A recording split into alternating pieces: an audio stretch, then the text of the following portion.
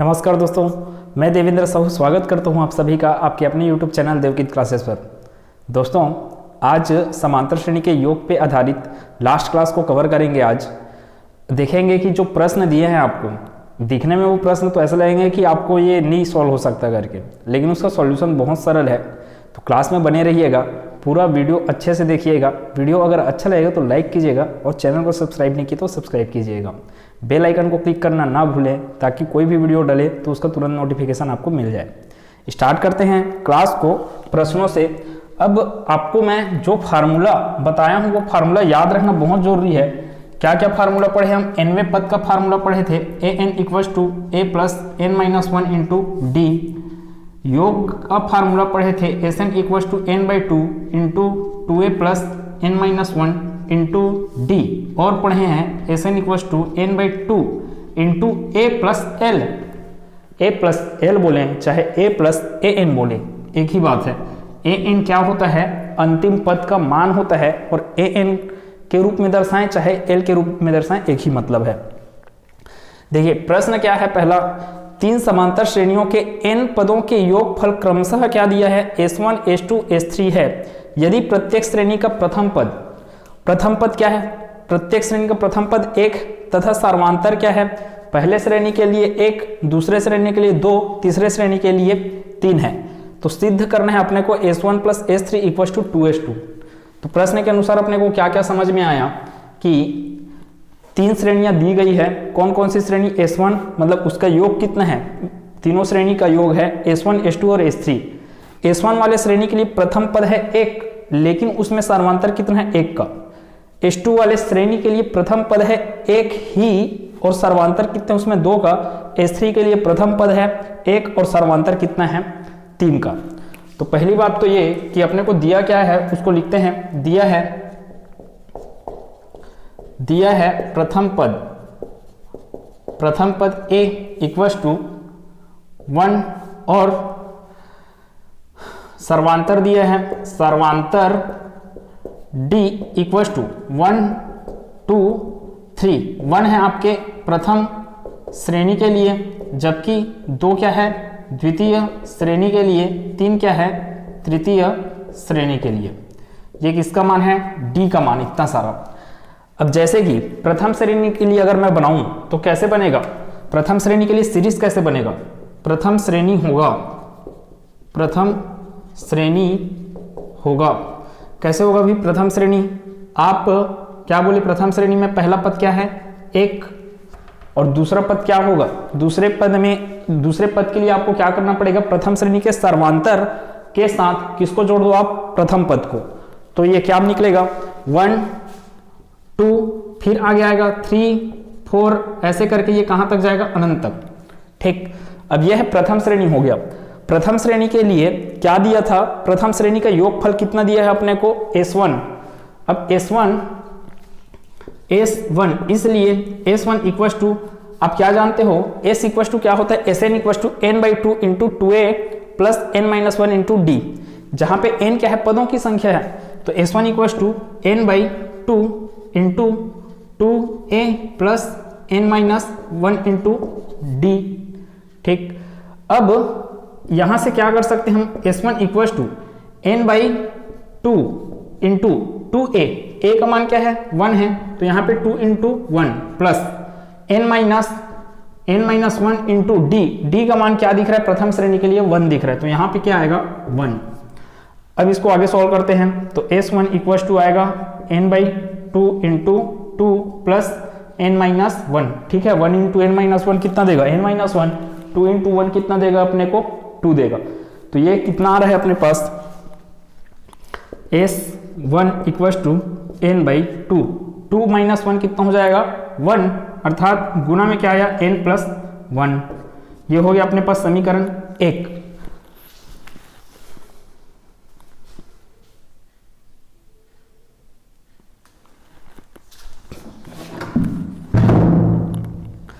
अब इसी के जैसे क्या दिया है अपने को? इसी के जैसे श्रेणी 2 का निर्माण करना है, समांतर श्रेणी 2 का निर्माण करना है। तो उसके लिए क्या आएगा अपने पास? S2 के लिए S2 equal to n by 2 into 2a plus n minus 1 into D.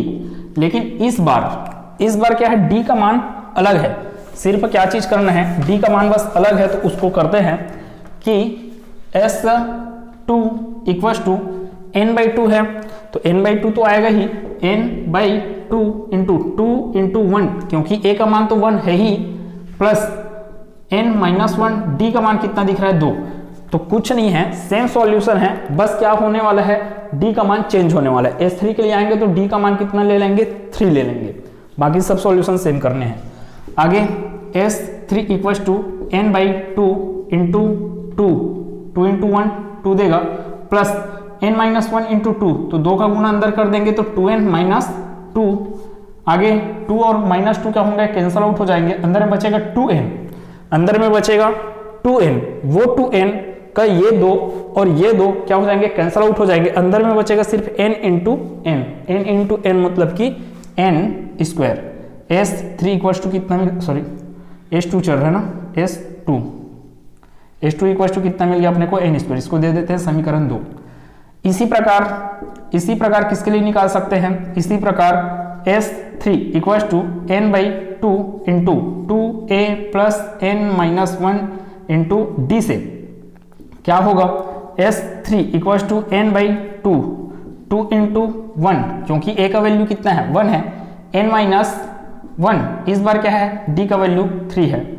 यहां से क्या आ जाएगा, S3 equal to n by 2 plus 3 का गुना अंदर में तो 3n माइनस 3 होगा, 2 माइनस 3 आपको देगा -1, तो अंदर में बच जाएगा S3 equal to n by 2 into अंदर में बचेगा 3n माइनस 1। ये 3n minus 1 into n by 2 आया है। ये कौन सा है, समीकरण 3।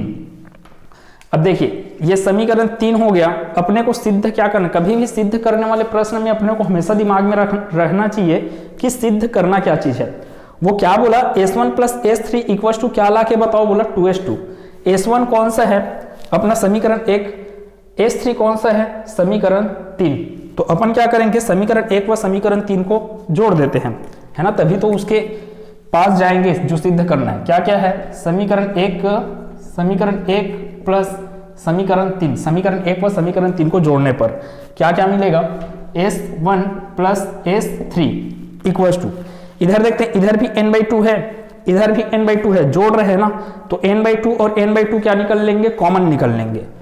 तो इधर क्या आएगा, डायरेक्ट कर रहा हूं थोड़ा सा, n by 2 into n plus 1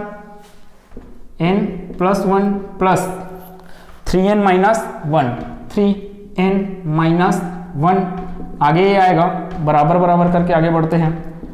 इधर आया n by 2 into n plus 3n कितना हो गया, 4n, तो ये हो गया 4n, 1 और 1 क्या हो गए, कैंसल आउट हो गए, तो बचा क्या अपने पास 2, यहां से कैंसल आउट हो गए, 2 दूनी 4 करके, तो यहां पे आया 2, तो ये हो गया 2n स्क्वायर, 2n स्क्वायर आया।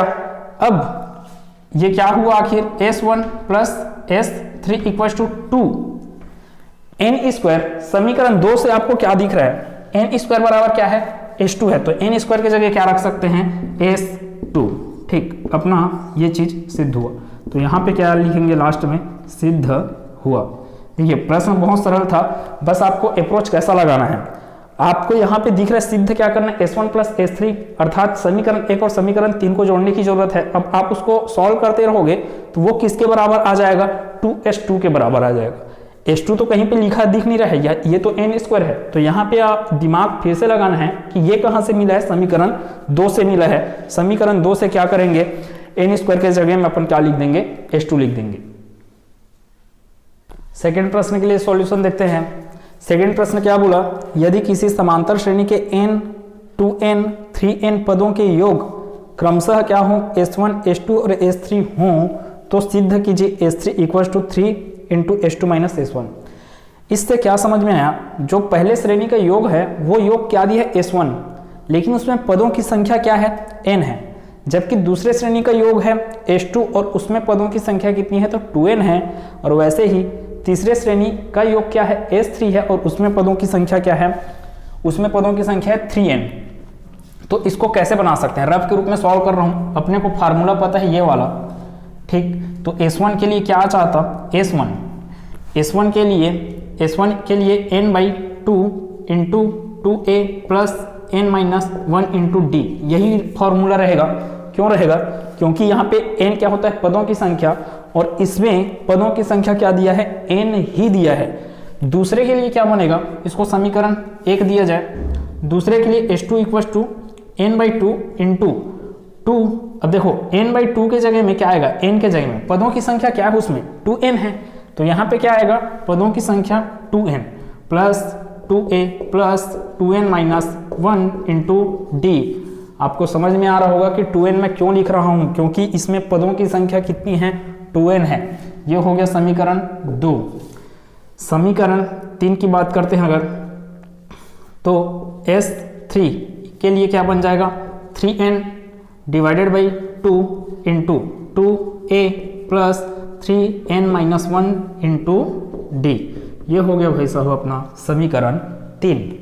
क्या करना है प्रश्न में, S3 इक्वल टू चाहिए 3s2 माइनस S1, या तो मैं एक चीज कर सकता हूं कि S3 को सॉल्व करूं और उसको लास्ट में किसके इक्वल्स लाऊं, 3 इंटू S2 माइनस S1 के, या उल्टा किया जा सकता है। आप कीजिए पहले S2 माइनस S1 अर्थात समीकरण 2 माइनस समीकरण 1। अब समीकरण 2 माइनस समीकरण 1 से जो आंसर आएगा दोनों पक्षों में क्या कर दीजिए, 3 का गुना कर दीजिए, फिर देखते हैं कि आगे क्या आता है। ठीक वैसे चलते हैं अपन, क्या क्या करते हैं, समीकरण 2 से किसको घटा दिया जाए, समीकरण 1 को, तो क्या आएगा S2 minus S1, S2 minus S1 equal to S2 का मान है 2n/2 इंटू 2। मैं इसको कैंसल आउट नहीं कर रहा हूँ, क्यों अभी कैंसल आउट नहीं कर रहा हूँ, क्योंकि n/2 कॉमन निकाला जा सकता है, इसलिए उसको कैंसिल नहीं कर रहा हूं मैं अभी। तो 2a प्लस S2 के लिए जा रहे हैं, तो S2 का मान कितना है, 2a plus 2n-1 into D, फिर क्या आएगा माइनस S1 का मान कितना है, n/2 into 2a plus n-1 into D. आगे ये कैसे सॉल्व होगा, S2 minus S1 equal to n/2 common दिख रहा है दोनों में, तो n इसमें भी n/2 इसमें भी n/2, तो n/2 क्या कर दिया जाए, कॉमन निकाला जाए, ये 2 को अंदर ढकेला जाए, अंदर ढकेला जाए तो 2 का गुना 2 से करेंगे कितना आ जाएगा, 4a, 2 का गुना यहाँ पे करेंगे तो ये अंदर बन जाएगा 2n, कितना हो जाएगा 4n, और ये -1 कितना बन जाएगा, 2 बन जाएगा। तो 4a प्लस 4n माइनस 4, ये किसके साथ गुना में है, d के साथ गुना में है। फिर क्या है, यहाँ पे बड़ा ब्रैकेट लगाया जाए, ठीक। अब ये n/2 तो बाहर निकल गया, अंदर ही बचा माइनस, अब ये माइनस अंदर जाएगा तो बन जाएगा यहाँ पर क्या चीज, माइनस, इधर आगे ही बढ़ा देते हैं, -2a, ये माइनस अंदर जाएगा तो क्या हो जाएगा, ये माइनस अंदर जाएगा तो -n प्लस 1 हो जाएगा, -n प्लस 1, या फिर माइनस को बाहर में ही रखे रहते हैं तो ये बनेगा -n-1 इंटू डी, ऐसा बनेगा अपना समीकरण। अब S2 माइनस S1 जा रहा है, S2 minus S1 equal to n/2, अंदर में क्या क्या चीज आएगा, 4a plus 4nd minus 4d minus 2a, अब ये माइनस अंदर जाएगा, -n और गुना में क्या है, d है, तो ये हो जाएगा -nd माइनस प्लस d, ठीक इतना चीज। अब क्या क्या चीज समझ में आ रहा है अपने को, 4a है 2a है, 4a माइनस 2a देगा, तो इधर सॉल्व किया जाए। अब इसको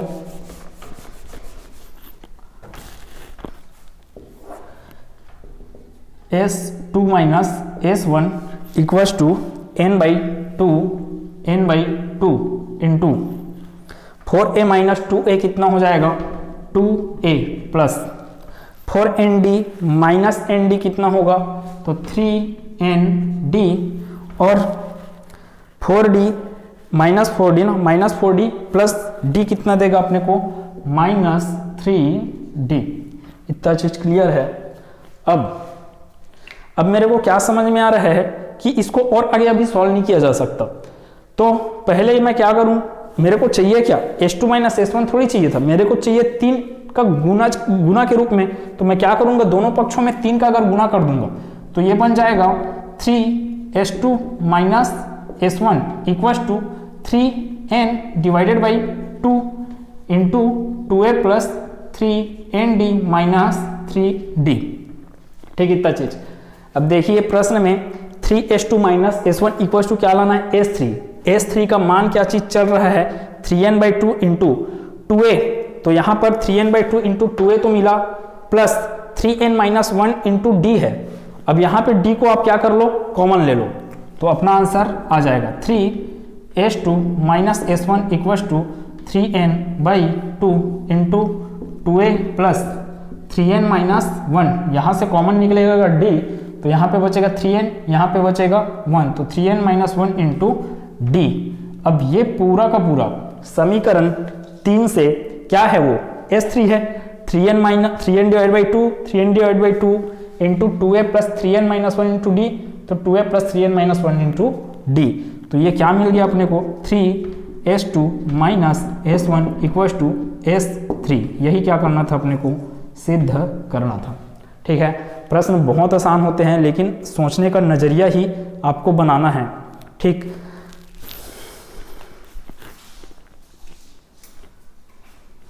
अब बुक के कुछ और प्रश्नों में आगे बढ़ते हैं। क्या क्या प्रश्न दिए हैं आपको, ये प्रश्न बहुत लंबे लंबे लगेंगे लेकिन इसका सॉल्यूशन बहुत सरल होने वाला है। आपको सिर्फ समझना है कि लिखा क्या क्या चीज है।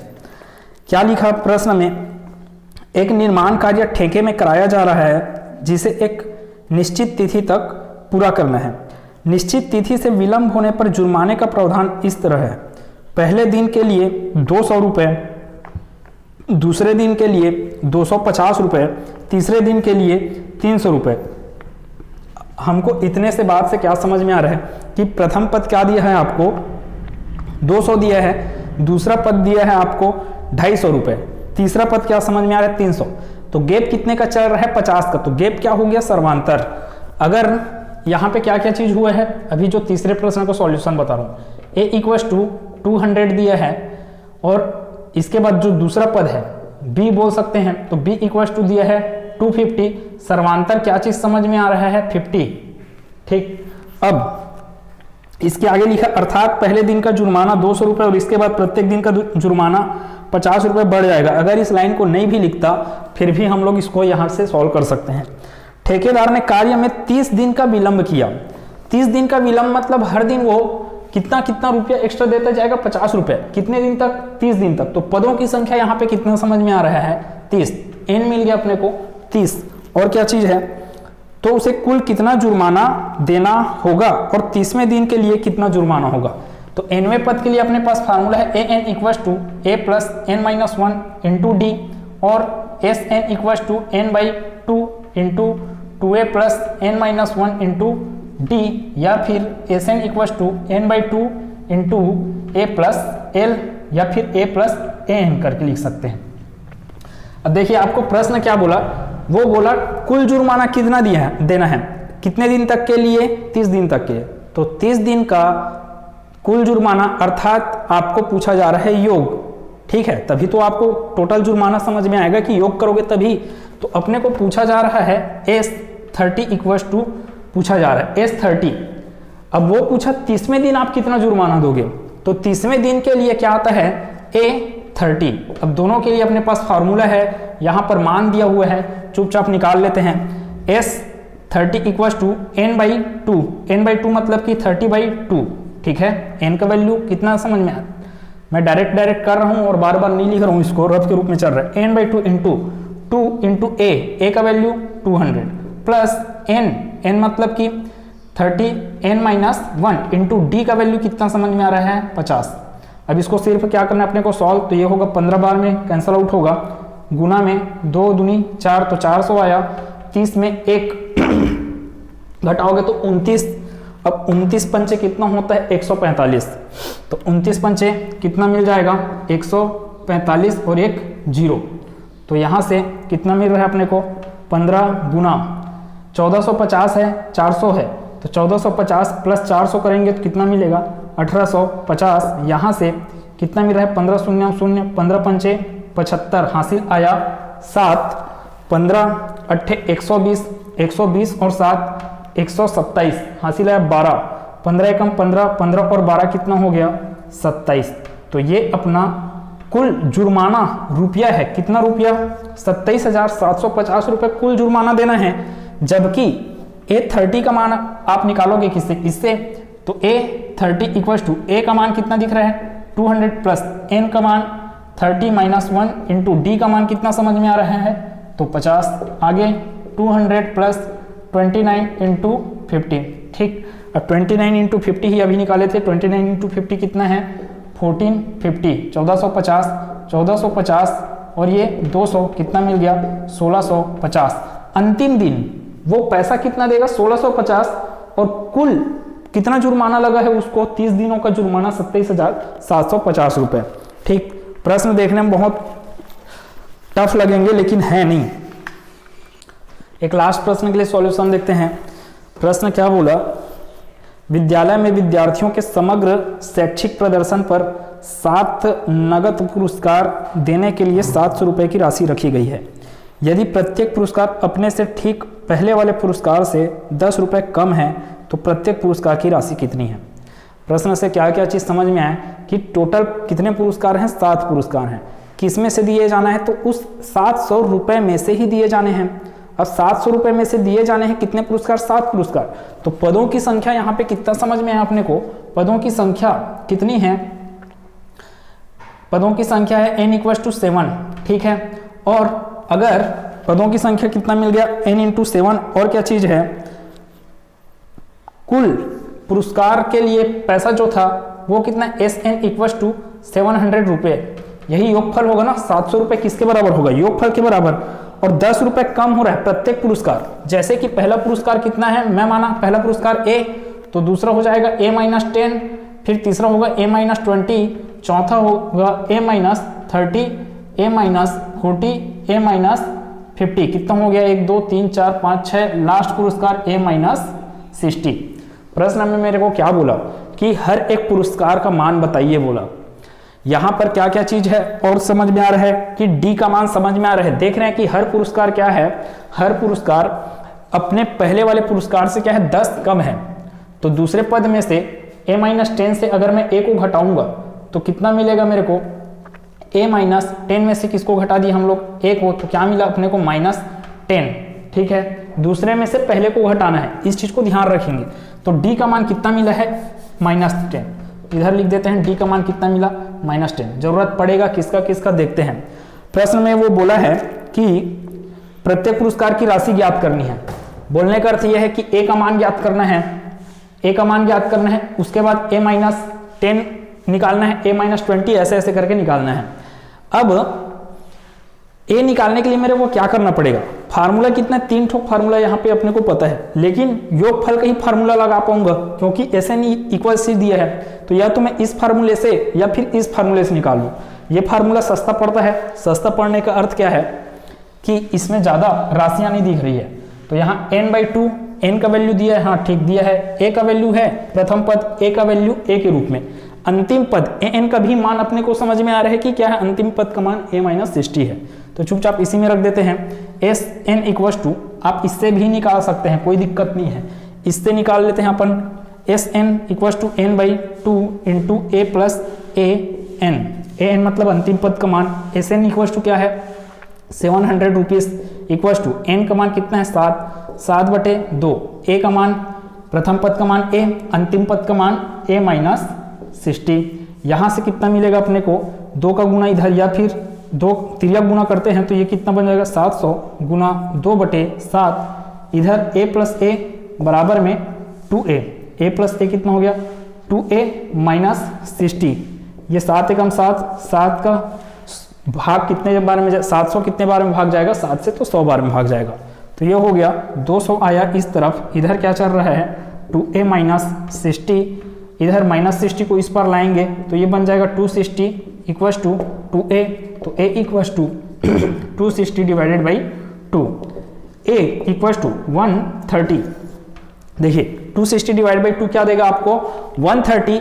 ए का मान समझ में आ गया कि 130 रुपए है, तो भाई अगली राशि का मान 120 होगा, उसके अगले के बाद क्या होगा 110 होगा, क्योंकि 10-10 रुपए कम होते जाना है। दूसरे राशि का मान क्या है a माइनस 10, a माइनस 10 मतलब 130 माइनस 10, तो 130 माइनस 10 आपको देगा 120, a माइनस 20 क्या होगा 130 माइनस 20 110 देगा। ठीक, तो ऐसे ही आप पूरे का पूरा निकाल लेंगे, क्या क्या निकलेगा। a का मान जब कितना आया है 130, तो उसके अगले वाला मिलेगा 120, 110, 110 के बाद 100 और ये 90, फिर है कितना मान 7 मान चाहिए, 90 के बाद 80 और 80 के बाद 70, 3 3 6 1 7। अब ये सही आप बनाए हो कि नहीं बनाए हो, अगर चेक करना है तो क्या कीजिए, इन सब को जोड़ डालिए और किसके बराबर चेक कर लीजिए 700 आ रहा है कि नहीं आ रहा है। तो यहाँ पे तो शून्य आया। ठीक, इधर आगे का सॉल्यूशन ऐसा नहीं करना है, मैं चेक करवा रहा हूँ बस। 3 2 5, 5 1 6, 9 और 6 कितना हो गया 15, 15 में 9 6 हो गया 15, 15 और 8 कितना हो गया 23, 23 और 7 कितना हो गया 30, 23 7 30 का शून्य हासिल आया 3, 1 1 2, 2 1 3, 3 1 4, 4 और हासिल 3 का 7, तो ये मिल गया अपने को 700। अपन सही बना है बिल्कुल। तो प्रश्न बहुत अच्छे थे, आपको टेंशन देने वाले लगेंगे लेकिन बहुत आसान थे सभी चीज़ें। क्लास कैसा लगा बिल्कुल बताइएगा। अगर सब चीज़ अच्छा लगा तो प्लीज़ वीडियो को एक लाइक कर देना, चैनल को सब्सक्राइब नहीं किया तो सब्सक्राइब कर देना। मिलते हैं अगले क्लास में जहाँ पे हम एक नए चैप्टर की शुरुआत करेंगे। धन्यवाद।